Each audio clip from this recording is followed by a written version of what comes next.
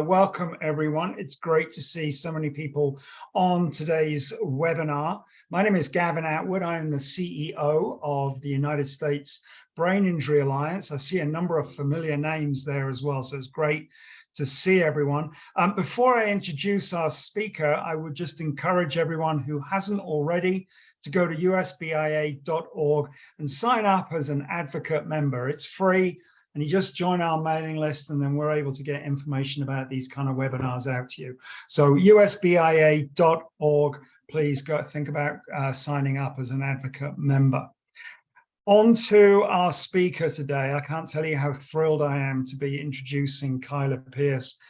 Kyla and I have worked together in previous years when I was with another organization, and she has really taken this subject matter to such a high level. I would say she's probably an expert in the yoga and meditation for people with neurological conditions in the country. So she is the Senior Director of Programs at Love Your Brain. She oversees the design, implementation, and evaluation of Love Your Brain programs on a large scale. She recently completed an NIH postdoctoral research fellowship at Dartmouth College, investigating the impact of yoga and meditation for people with neurological conditions, including TBI. So that said, Kyla, over to you. I'm so happy and excited that you're here today. Thank you, Gavin and Colleen, for the warm welcome, and just so appreciate being invited to share a topic that I feel very passionate about and hope you all are excited to learn a little bit about as well. Full disclosure, you may hear my voice. I do have a little bit of a cold, so I will do my best to kind of keep the energy high, and but just know that I may need to take some breaks to drink a little bit of water throughout our time together. So we'll love to actually just go ahead and start sharing my screen, and we can get started. So today, I will be talking about resilience after brain injury, some of the evidence and research around why resilience, some of the innovations, and potential ways forward. And before we start kind of diving into some of the more didactic material, would like to actually offer a bit of a practice for us to transition into our time together. So this is a brief mindfulness meditation practice that's called CALM, which stands for chest, arms, legs, and mind. And this is one of the tools I'll be talking about around how we can calm our nervous systems and bring about a sense of resilience, especially during times of stress. So nothing special you need to do, other than perhaps if you have any pens or pencils, just put down anything you don't need for the next few minutes. And I'll invite you to find a way to be in your body that signals that this is a time to pause. So if you're seated in a chair, you might maybe rock side to side, really feel the connection of your body to the surface beneath you. If you're standing, you might place your feet a little more intentionally, some space between. Just allow your arms to rest in an easy way by your sides. You're all probably tuning in from places that there may be some busyness or distraction. You can just allow that to be. Let's take a breath to gather our attention. So as you're ready, take a slow, intentional breath in and a slow, easy breath out.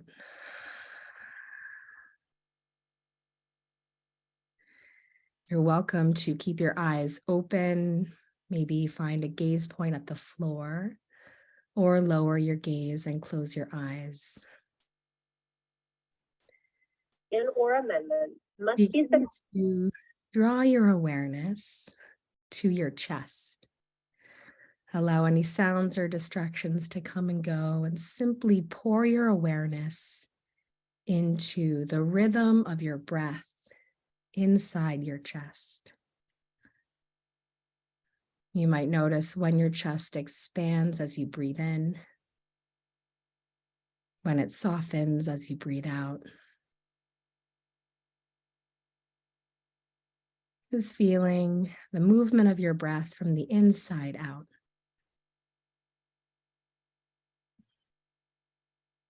Notice your arms by your sides.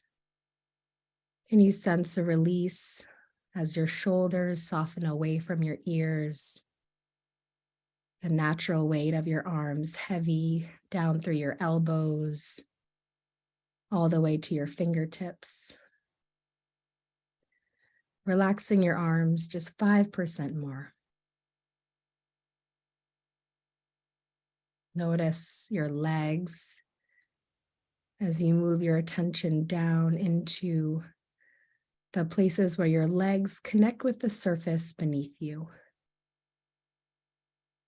Maybe your seat in a chair or your feet on the floor.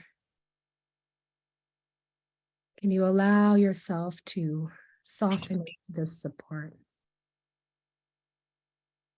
Feeling into the steadiness, how it does not change.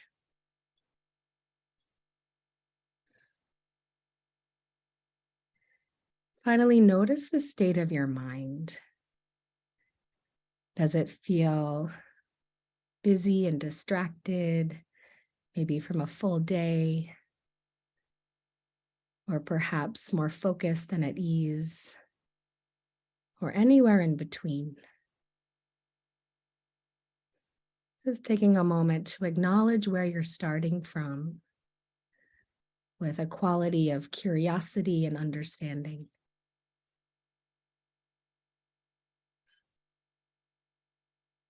And now you might cross your hands over your elbows and begin to give your arms a gentle squeeze, a little massage perhaps as you move up towards your shoulders. Maybe take some gentle movements around your neck, the base of your head, massaging up through your temples or across your hairline. Any places that feel good or like you're communicating a sense of care.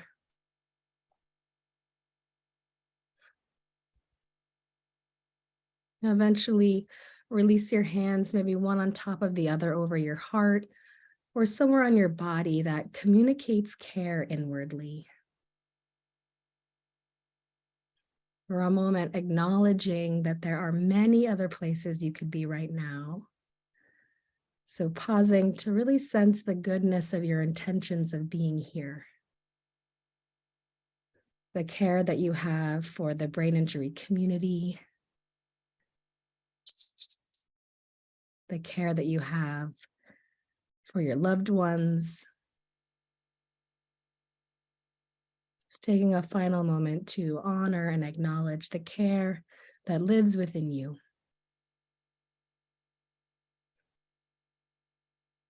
Let's take a final breath together, breathing in, feel your lungs expand.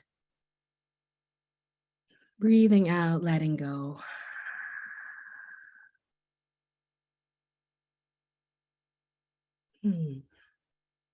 As you're ready, without any rush, you can open your eyes if they were closed or take any movements that help you re-arrive in our group.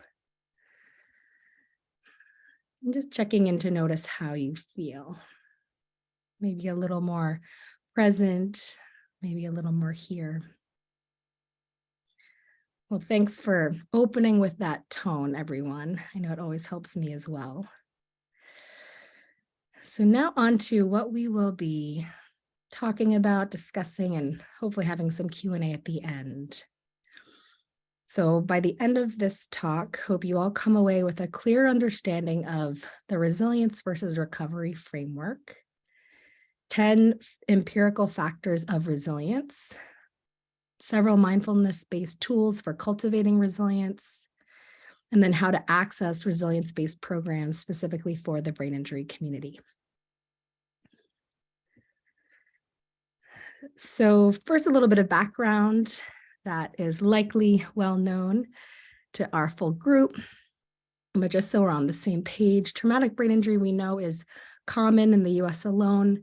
At least 2.8 million people experience a traumatic brain injury every year. It's complex, impacts people in a holistic way, physically, emotionally, behaviorally, cognitively, and socially.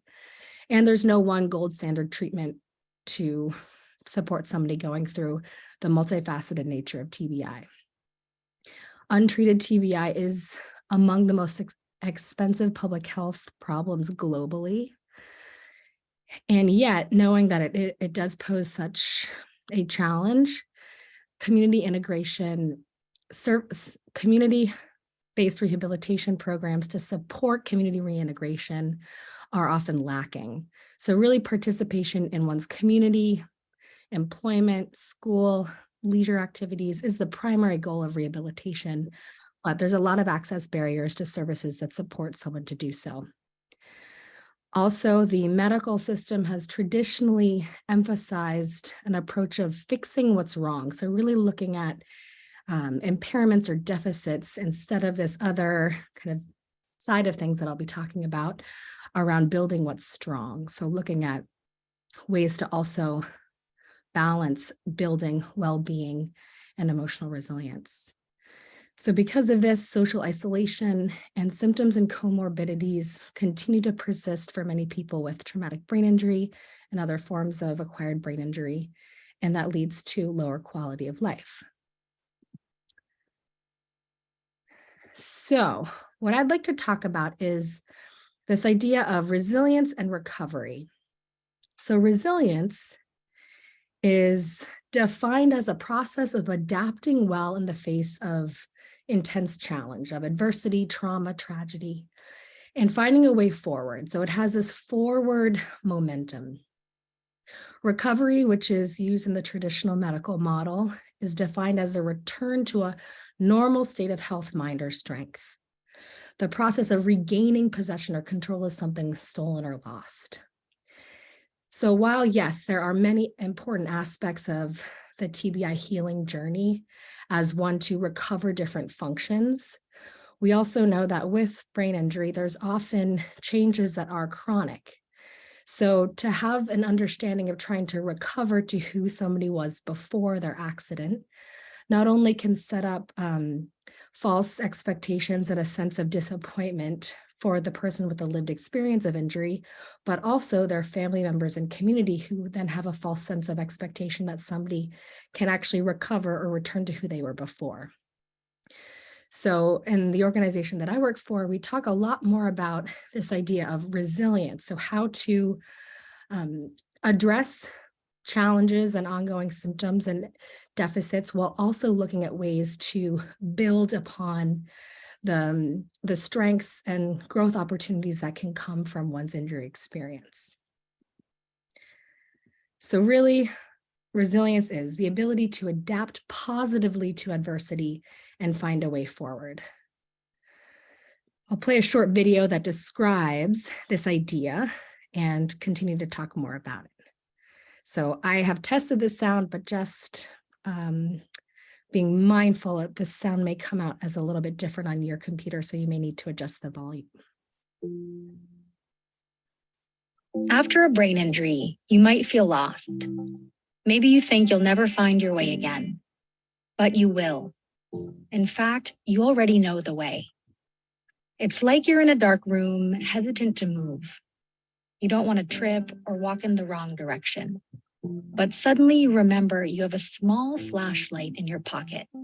The light is soft, but it brightens a path for you to see a few feet in front of you. You follow the light and take your first step forward. This is different from recovery. Rather than just trying to return to the person you were, you're working to accept and evolve into the person you're now becoming. Resilience is your light. It's your ability to bounce back from adversity and find a way forward. The good news is everybody already has resilience. It's just how you unlock it. Research tells us resilience is many things, including physical and mental activity. facing fears, community connection, mental flexibility, helping others, finding new meaning and purpose. Our program focuses on different aspects of resilience to help you grow the resilience you already have. Take a moment to reflect on one thing that has helped you become more resilient following your brain injury. The power is within you.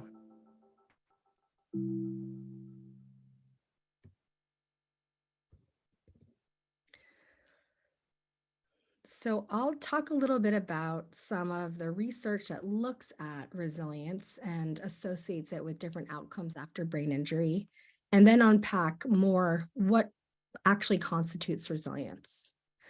So there is a growing body of research that has examined what are the implications of people who are more resilient or can cultivate the skill of resiliency after brain injury. And it shows that people who have greater resilience are better able to cope with their brain injury, show greater psychological adjustment, and are more motivated. There's also some research specifically within the concussion community that shows people who have greater resilience show improvement in symptoms and different functional outcomes. A study looked at 74 individuals with concussion who reported less persistent post-concussive symptoms, less PTSD, less mental fatigue, less depression, and higher quality of life. There's also research that shows resilience is associated with greater participation in different aspects of life, employment, education, social activity, and relationships. For instance, there was a cross-sectional study of almost 250 people with various injury severity levels, found that people with greater resilience had greater participation in all of those areas. There were some other factors that also contributed to greater participation, but resilience was significantly one of the greatest predictors of participation. And quality of life, looking both through objective and subjective measures of quality of life. And what I found interesting here is that the adverse effects of lower resilience, so people who had lower resilience, the impact of that was worse on quality of life and well-being than the positive effects of high resilience. So really showing that clinical interventions that look at how to build resilience among people who have low resilience can make a big impact on one's well-being. We also know that different social determinants of health impact one's ability to feel resilience. Some of the moderators or characteristics that impact that include the level of social support you have, non-minority status, lower anxiety and disability level, and if you are starting from greater life satisfaction, greater or less.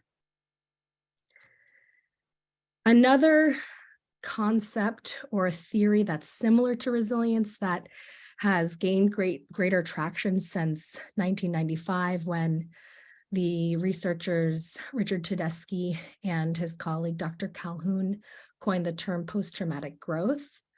So I'll speak a little bit about this. This is very similar to the idea of resilience. So post-traumatic growth looks at the success in coping or strengthening perceptions of self, of others, of your relationships, and meaning after trauma.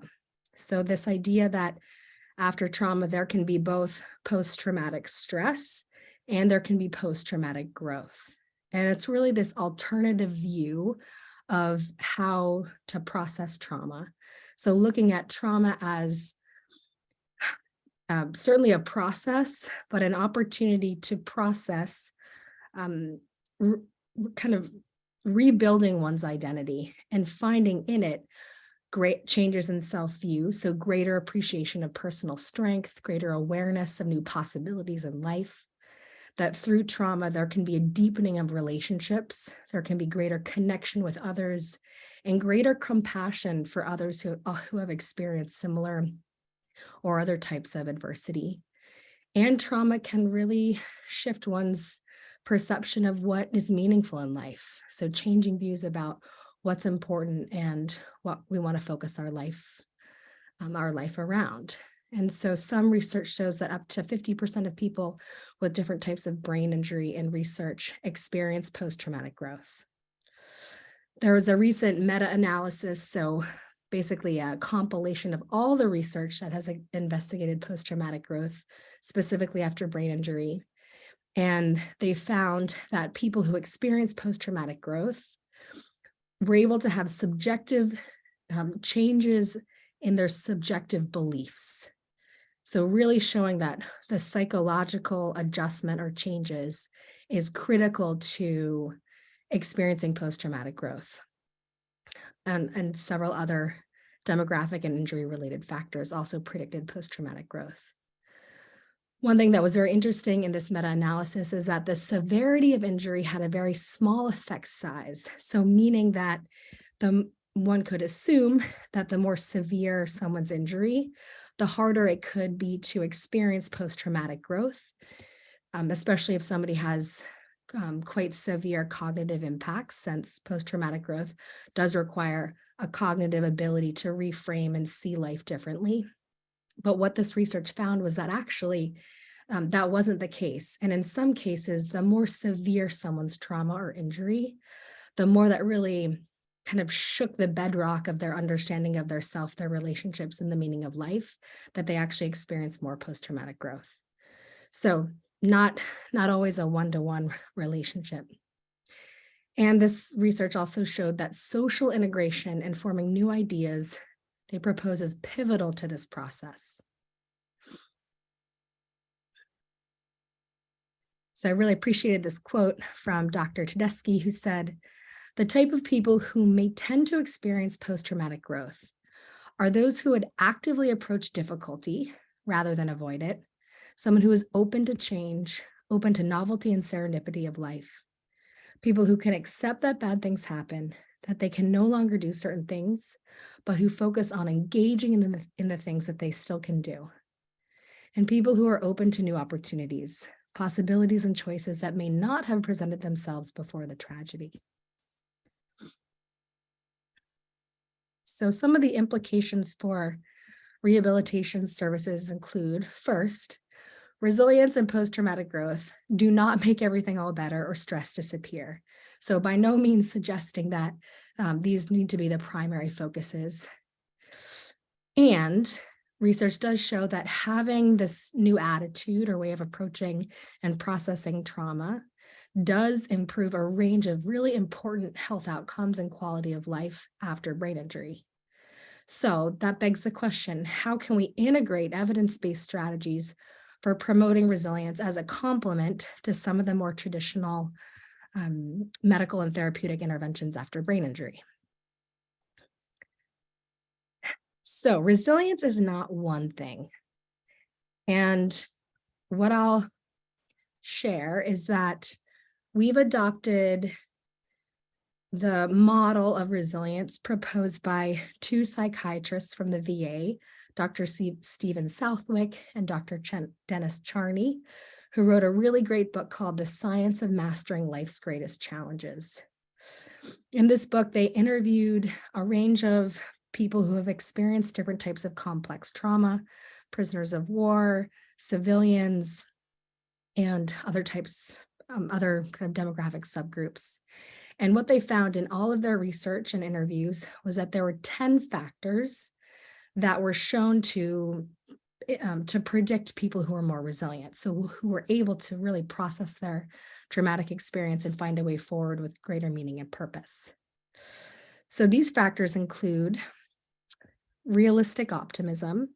So this is the idea that an expectation that challenges will occur, but instead of getting bogged down by them and seeing them as a evidence of you are less than, seeing that challenges as a normal part of the process and having a plan B and C and a workaround to move through that type of challenge. So being realistic that challenges will occur, but a sense of optimism that you can still work through them. People who are more resilient were able to face fears and see fears as a springboard for learning. Social connection, a lot of research showing the benefits of social connectedness, community support, People who had role models, either living, non-living, known or not known, whose qualities they could emulate, help them be more resilient. Another factor was spirituality or a more formal religious practice. So some understanding of life having greater meaning and mystery beyond what may be immediately evident. So a kind of connection to something bigger. Physical fitness, so having a aerobic physical fitness practice helped with resilience. Brain health, so practices like mindfulness or other practices that work on cognitive ability. Cognitive and emotional flexibility. So this is the idea that while denial is a sometimes necessary and helpful coping mechanism, there comes a time where it really is a barrier to seeing what's next or finding that sense of possibility again. So being able to reframe and look at things in different perspectives instead of seeing one fixed perspective. And then finally, meaning and purpose. So people were more resilient if they were able to see their adversity through a lens of finding new meaning and purpose from it, not to discount what's challenging, what the grieving, the real truth of difficulty, but balancing that and bringing in also an understanding that new meaning and purpose can come from it. And then finally, a sense of altruism. So people who had a propensity for giving back to others and seeing their trauma as a way of enabling them to be helpful to others, maybe in a similar situation, also built a sense of resilience. So what you can see from these 10 factors is they really do map onto the kind of holistic impact of brain injury in terms of impacting people socially, physically, cognitively, and emotionally. So what I'll just offer right now is for you to pause. And as I was talking through those 10 factors, you might think to yourself of a challenge that you're experiencing right now, some source of adversity, maybe a conflict with a loved one or challenge at work, or maybe in your own healing journey.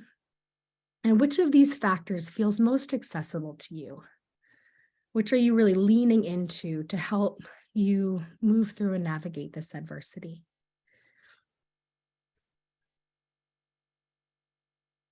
And whenever I do this in a group, I usually ask people to raise their hands or do a poll, but we won't do that now. But what always invariably shows up is that the group represents the full range of the 10 factors. So what that really means is that resilience is multiple things. It's a learned skill that's cultivatable, and different factors that may feel more accessible to you in this moment will change. So right now, maybe you're really leaning on physical fitness.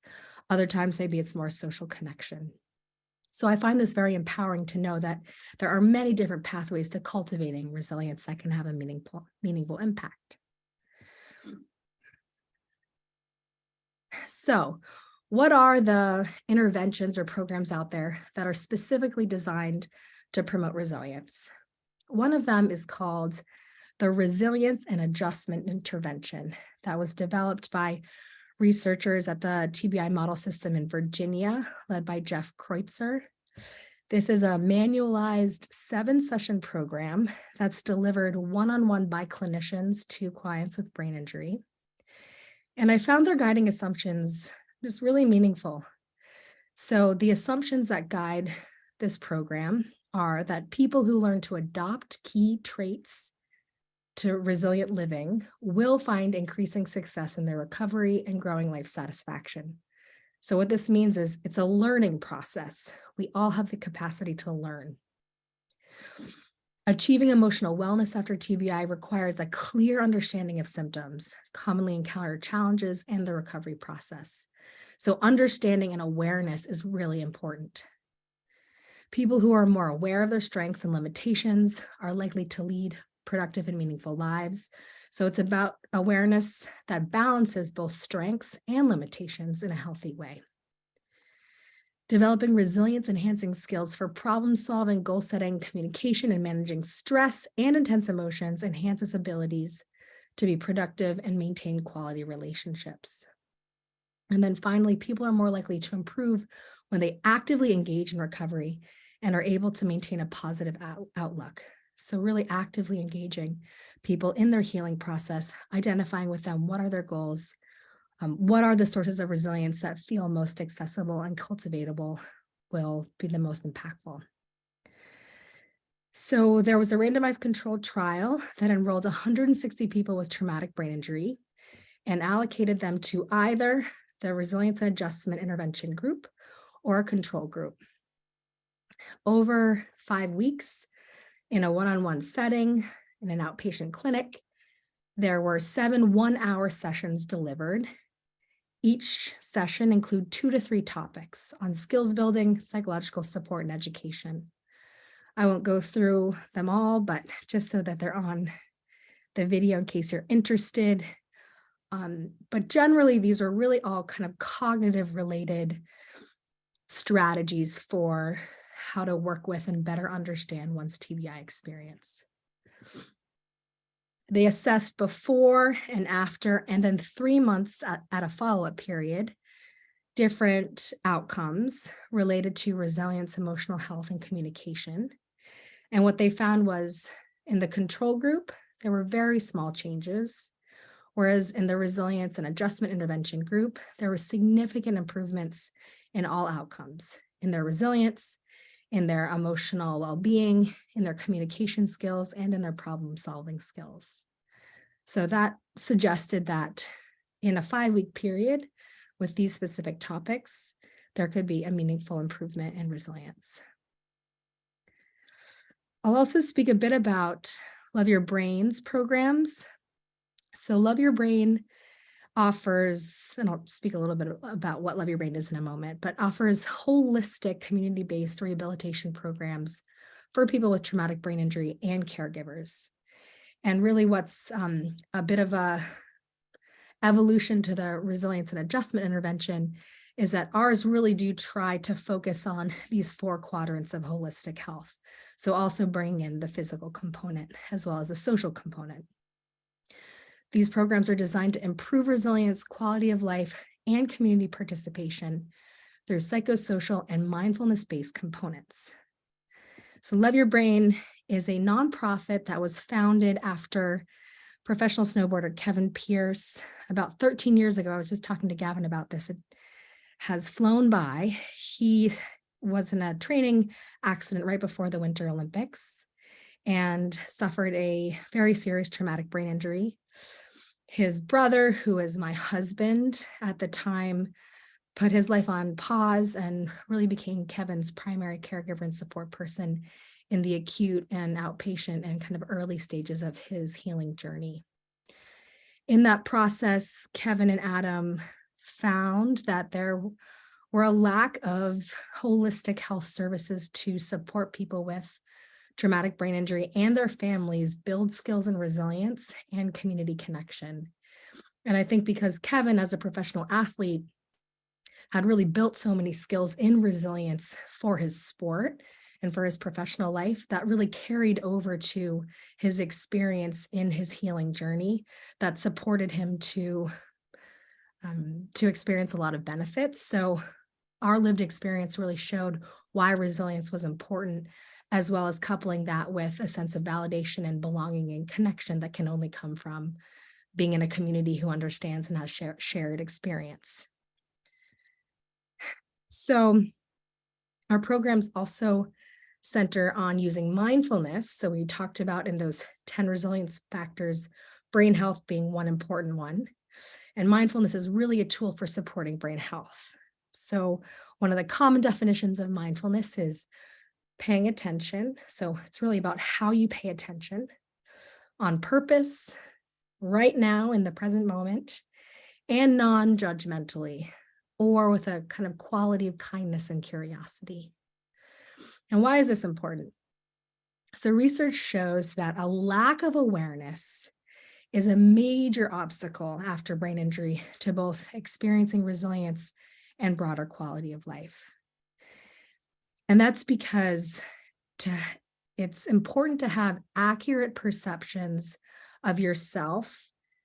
By having accurate perceptions of yourself, your strengths and your weaknesses, where you are in your healing journey, that then creates either greater motivation to participate in therapy, greater understanding of progress and the benefits of therapy, and therefore a greater sense of self-efficacy in participating in community activities, or an understanding of the supports you need to be able to do so. By having more awareness, we develop a healthier understanding of our strengths and the possibilities, and also our limitations without over-identifying with the limitations.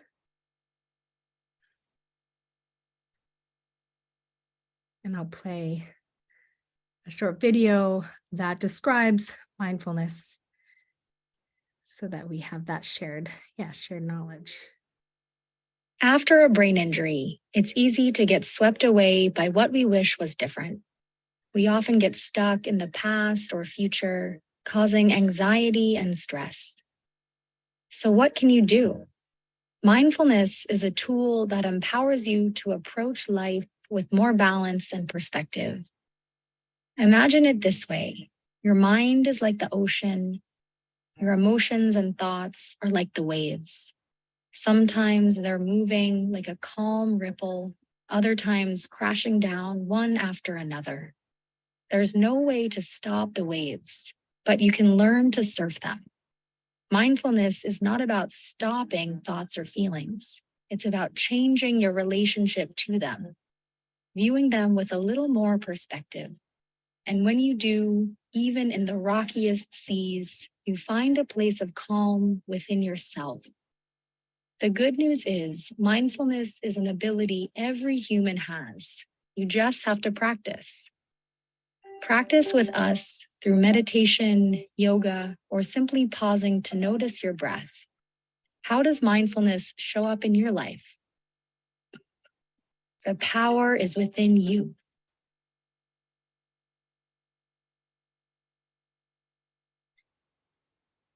And another way of experiencing mindfulness is through movement or yoga. And yoga is comprised of 8 different components. So not just the physical practice, which many people sometimes have a misunderstanding is just what yoga is, but there's also different components that help support nervous system regulation, such as breathing exercises or breath work, meditation.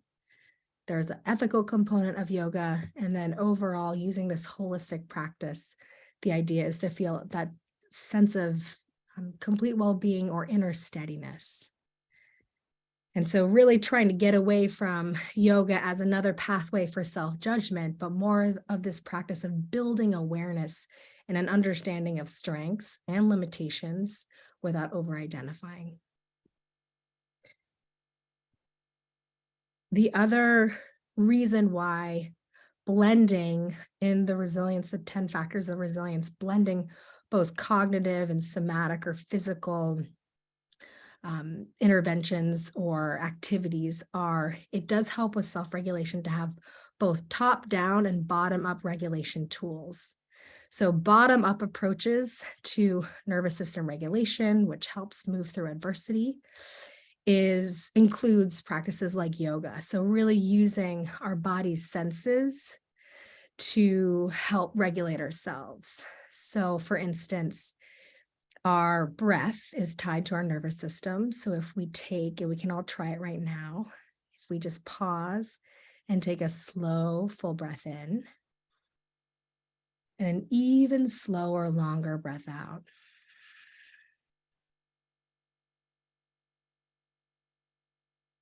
So that long, slow breath out activates our parasympathetic nervous system, which can help ignite a feeling of calm. Not always, but that's one of the approaches of bottom-up interventions to help use our body's senses to help calm our nervous system. Whereas top-down approaches use our executive functions or our cognitive capabilities to also help with our nervous system regulation or support our body regulation. So for instance, this is techniques like reframing thoughts or identifying goals. So using our cognitive capabilities to help move through trauma and adversity. So let's do another quick little mindfulness practice that I really like to do when I'm feeling overwhelmed or just need a chance to pause and reset. This is called Take 5. And I'll demonstrate first, and then we can all do it together. So what you'll need is both hands if they're available. You can also imagine this. So if your hands are not accessible, feel free to imagine. It'll activate similar parts of the brain as when you're performing movements, so similar benefits. So what we'll do is we'll use a little movement linked with breath. So we'll start by placing one finger at the base of your wrist. And what we'll do is on our inhale, we'll glide our finger up to the tip of our thumb. And then on your exhale, we'll glide it back to the base of your wrist. Next inhale, move up your next finger all the way to the top. And then on your exhale, back down. And so we'll do that until we touch all 5 fingers or imagine touching all 5 fingers. All right, so let's give this a try. And just for a moment, try to embody a sense of pause. So really letting this be a chance to reset. So as you're ready, let's all start by breathing in, glide your finger to the top of your thumb. Breathing out, glide back down to the base of your wrist. Inhale up to the tip of your next finger. Exhale, glide back down. Inhale up to the tip of your next finger. Exhale back down, really feeling the sensations with the movement.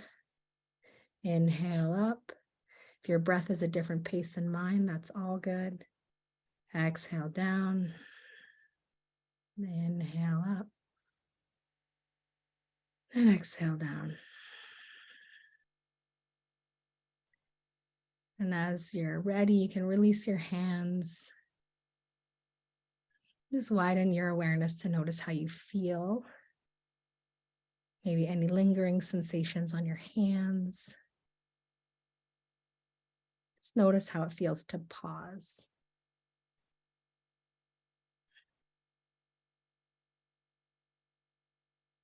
So with that practice, that's really a kind of bottom-up technique for resilience, using sensation, also adding the layer of linking it with breath for a little more attention gathering. So that might be a practice that you take from this as a way to pause and tune in and kind of get outside of the spiraling of thoughts.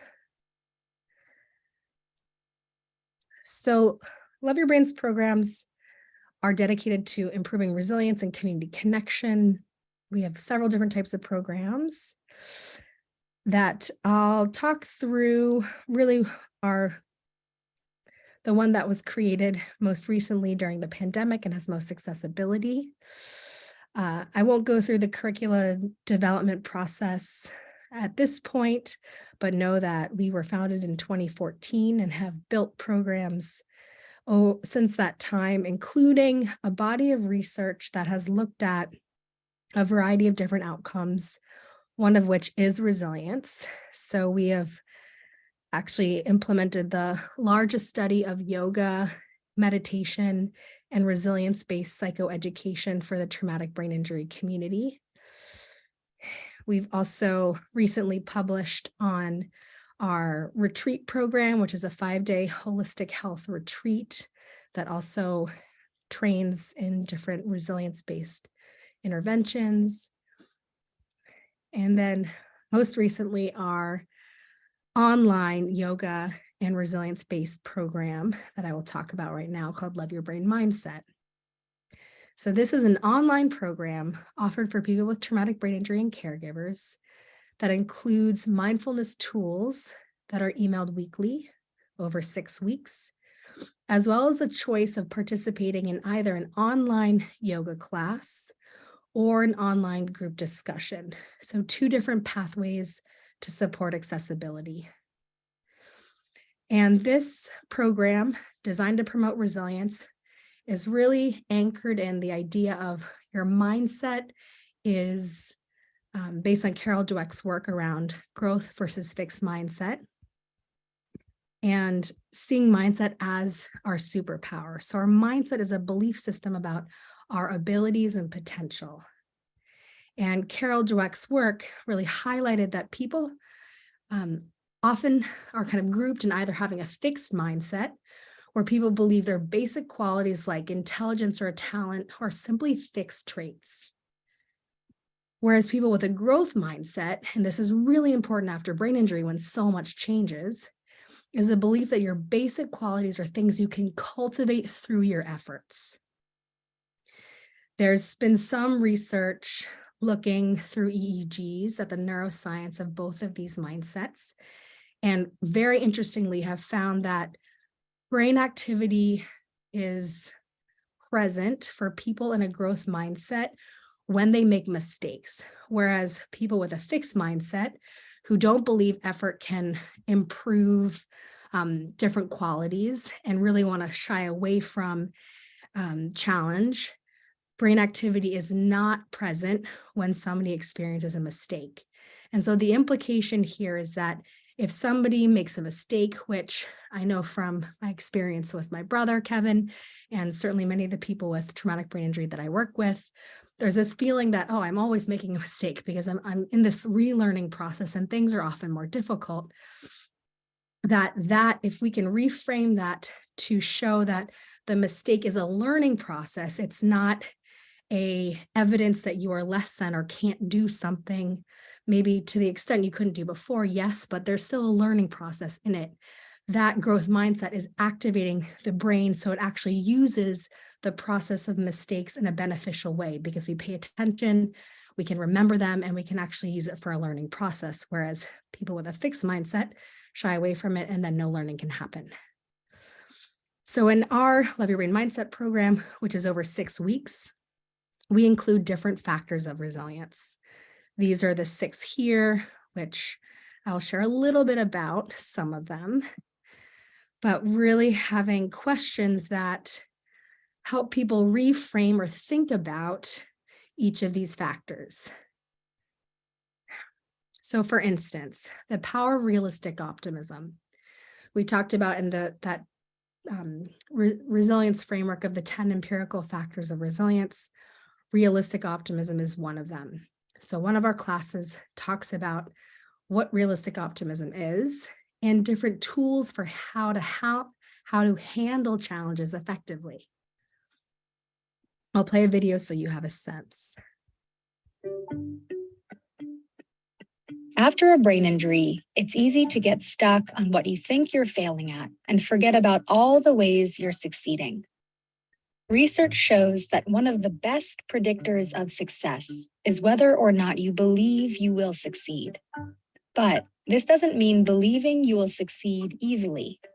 Here's where realistic optimism comes in. This is your ability to acknowledge obstacles without getting bogged down and see opportunities to work towards what's possible. It's all about your perspective, kind of like a zoom lens on a camera. Say you've been planning to go for a walk and it starts to rain.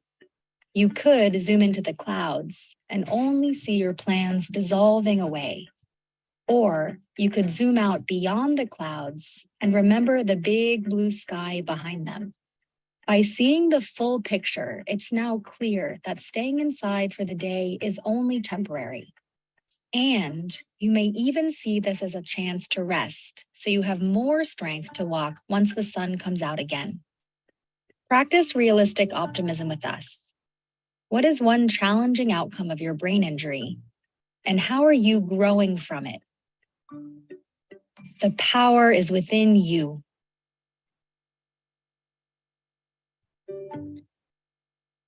So in the interest of time, I won't go through some of these other kind of themes or concepts, but just really want to highlight that this is not about toxic positivity, about always finding a positive spin.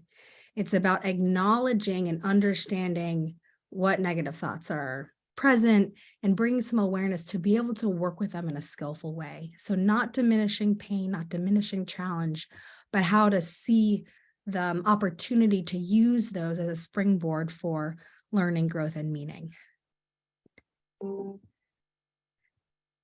So for those of you who are interested in research, we'll just briefly share that a few weeks ago, we published an evaluation of our Love Your Brain Mindset online study that looked at the effectiveness and different feasibility and usability outcomes. So was it well received? Did people actually use the tools?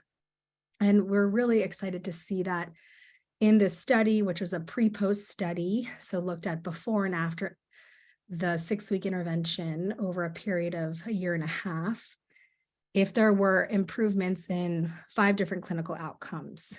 What we found was that just over 1,000 people participated in at least one class out of the 6 classes in almost 130 programs over this time period. People were very satisfied, more than a 9 out of 10 satisfaction level, and people showed significant improvements in quality of life, in resilience, cognition, positive affect, and emotional and behavioral dysregulation. All of these outcomes used validated measures specifically for the TBI community. So felt like this suggests that this program can enhance resilience. This is a quote from one of our program participants that I find really compelling. So I'll read it. You're welcome to close your eyes if you've got a lot of screen time today. So the hardest part for me was losing my professional mind.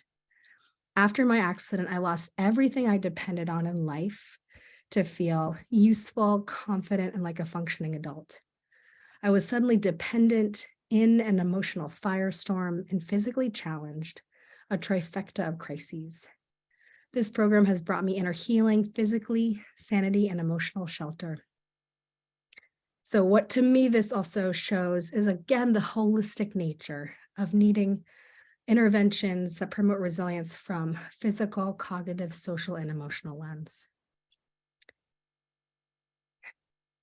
So the only thing I'll share here, which is exciting about this program, which is available since it's online really to anyone within the TBI community, is that we also offer affinity groups. So groups for subgroups within the TBI community that we feel would benefit from further shared understanding and connection. Caregivers, the Black, Indigenous, and people of color community, veterans, people with chair yoga, and young adults. So to close, if you are interested in accessing some of these resources, the Resilience and Adjustment Intervention is available online. I believe you can actually purchase the manual if you're interested in adopting that approach, which has been scientifically shown to promote resilience. Brainline has a wealth of different articles and videos about how to cultivate resilience after brain injury. Love Your Brain programs are all free and accessible at different times of the year. And I will not go through these now, but just know if you're interested in participating in a free Love Your Brain, there's lots of opportunities, and we'll leave my contact information here for you to reach out if you have any questions or would like to stay connected. Kyla, thank you so much. Do you have a minute or two so I can read a couple of these comments? Yeah, please. I know we're just close to the hour, but happy to stay however long. Yeah, well, two, not really questions, more statements. One from Taylor said, this is one of the best presentations I have seen offered through these webinars. And he then carries on to talk about how he's going to incorporate. So that's great. And then somebody said, Carla said, wonderful in service. I'm a resource facilitator and give out the Love Your Brain flyer regularly. So a couple of positives I wanted to just get in there real quick. 2 questions, one from Travis. I'll read them both and then you can answer them both. One from Travis: does the Love Your Brain 6-week group discussion also implement meditation or other mindfulness practices along with group discussion, or is it only group discussion? So that was Travis. And then Susie said, can you speak to the challenges that BI survivors may face in being able to shift from a recovery to more of a resiliency mindset? Two great questions. Yeah, really great questions. And so first, to Travis's question, yes, the group discussion, it's 45 minutes instead of 75 minutes, but which is the yoga one with group discussion, to support screen sensitivity. But it does include meditation in the beginning and in the end, as well as tools that are self-paced that people can practice, including guided meditation for sleep, as well as a range of different meditation practices. So yes, we always weave it in to ensure that there's the balance of the kind of top down and bottom up approaches. And then to the other question, I think it's, when we talk about resilience versus recovery, I realize it shouldn't be a kind of versus, it's more a both and I can really speak from Kevin, my brother's experience. It was so important for him to have the kind of momentum that comes with trying to recover or wanting to recover. And for him to harness the dedication to, for him, vision was a bit and continues to be a big challenge. So really trying to recover his vision to full function. And it got to a point where he realized that was not going to happen. He was not going to fully recover his vision. So then how can he still feel a sense of motivation, knowing that there's an acceptance piece to understanding what the limitations are, but then how can I still keep going? So I think it's more of this idea of how to bring in resilience alongside of recovery, so that when there is a healthy acceptance of where there are limitations, it doesn't feel like a dead end, because it's not. I'm not sure if that answered your question, but I hope. Happy to have follow-up. Yeah, and Kyla's email's there. So if you have any follow-up questions, and I don't want to talk for you, Kyla, but I'm sure you'd be happy to get some of the emails. Happy to. I will say There you I'm go. parental as Laura. So. I apologize. Laura says, have you done any research around TBI and resilience in children? Which is a really interesting question. No, we have not. Our youngest kind of demographic that we serve is 15. So that's a really, I'm gonna, after this, look into that, and I would love to share some resources if you want to remind me, and I can follow up with you about anything I find. We have not ourselves, and I'm not aware of any, but that certainly doesn't mean that there's nothing out there. There was actually, I'm going back up to Carla's comment, and she was very complimentary, but she did actually have a question. I'm wondering if this program can also be inclusive for brain injury survivors of stroke, tumor removal, anoxic BI, and other forms of BI that are not necessarily TBI, but which all share similar, if not the same, cognitive challenges. Another great question. And Carla, I apologize for not reading that out when I first mentioned your comment. No worries. And in brief, yes. So this program, although our greatest expertise and lived experiences with traumatic brain injury really from Kevin and our founders, this program, we do accept people with other forms of acquired brain injury. And usually it's about kind of 10 to 20% of program participants. So we're, want our programs to be as inclusive as possible, while also being mindful of where our expertise and greatest understanding comes from, so as we don't create any harm. But yes, please do share with people with all forms of brain injury. Great. So we're starting to pretty much wind up here. A couple of final comments. Sharon said, Kyla, looking at it from the top down and bottom up perspective is very interesting, explains a lot. Thank you. And Sally said, wonderful information as always. I share Love Your Brain info in North Carolina all the time. So, and Carol, thank you, very informative. So I think we are done at this point. Kyla, on behalf of everyone connected to USBIA, United States Brain Injury Alliance, I really appreciate your time. The fact that we had over 70 people listening and so many complimentary comments shows that this is a really important topic to a lot of people. So thank you again. Colleen, I don't know if there's anything else. We will be putting this on our website. And Colleen, you were going to chat to Kyla offline about slides and so on. So. Yep. So that's it. Everybody who is registered will get a copy of the link. It'll take me about a week to send that out, but everybody will get a copy. So thank you so much for participating today. And Kyla, thank you very, very much. Yeah. Yeah, my pleasure. And truly thank you to the BIA and everybody who's here. And I know doing the work in every single day. So it's just, yeah, such an honor to be here. Thank you. Say hi to Kevin for us. I will. I will. All right. Thank you. Bye. Bye.